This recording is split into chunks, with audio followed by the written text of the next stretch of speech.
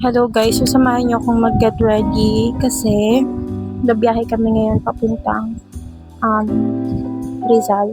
May mga ipapakita akong product sa inyo na ginagamit ko sa face ko, yung skincare ko sa umaga. So kapag naghihilamos ako, gumagamit lang ako ng Kojic soap. Ang nilalagay kong una is itong I went Korea moisturizer. So actually paubos na po. Kailangan ulit bumili ng bag.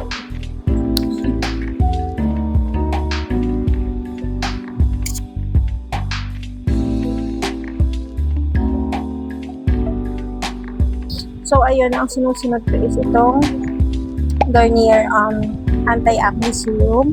Actually, dalawa yung serum nila. Ito lang yung ginagamit ko kasi before nagka-acne breakout ako, so I needed to use anti-acne talaga ng mga skincare. Bakit ako gumagamit ng mga rejuvenating. I'm just using this product para ma-achieve yung ganitong glow and glass skin effect. And then, ito, yung sunscreen na ginagamit, itong Garnier sunscreen with vitamin C. And it has SPF 36+++.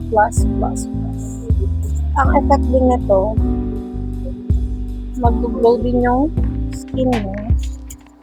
So, ano siya ng inapply. Medyo hindi kasi maganda yung quality ng camera ko. Pero since may lightning tayo, kita niyo.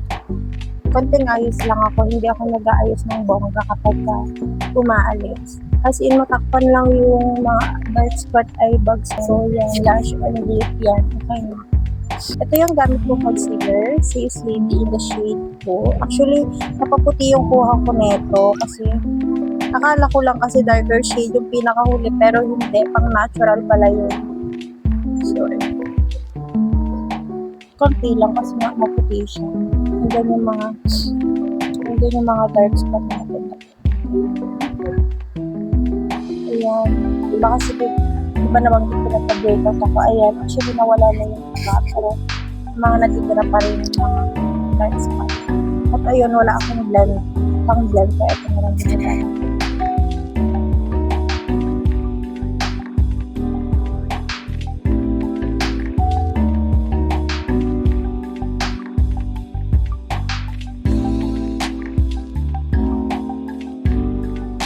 Walang ka-arte-arte. At actually, itong concealer na to is full coverage, waterproof din siya. Takpan niya yung mga dark spot, yung eye bags ko. Hindi ako nagkikilay, okay na ako sa ng kilay. Kasi feeling ko, makapal naman yung kilay ko. Ang next yung ginagawa is mascara. Mascara to ni Avon, ang ganda na ito, promise. Ano ko ito application?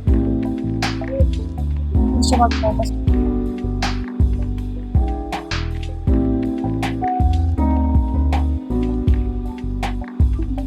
Tayo ayan. Hindi rin ako nag-prepare ganyan lang. Parang natural. And then, hindi ako magamit ng blush. Ito lang, lip cream. Yung watery yung ginagamit ko. Watery lip cream yung ginagamit ko para mabilis siyang mag-blend.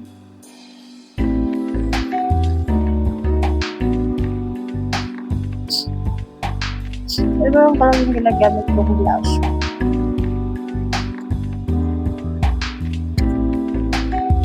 Dahil lip tint ang ginagamit ko, ang usually na ginagamit ko is yung dark red.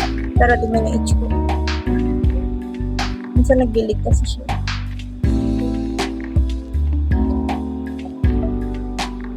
Ayan na, okay na. Kaya sabi na ako.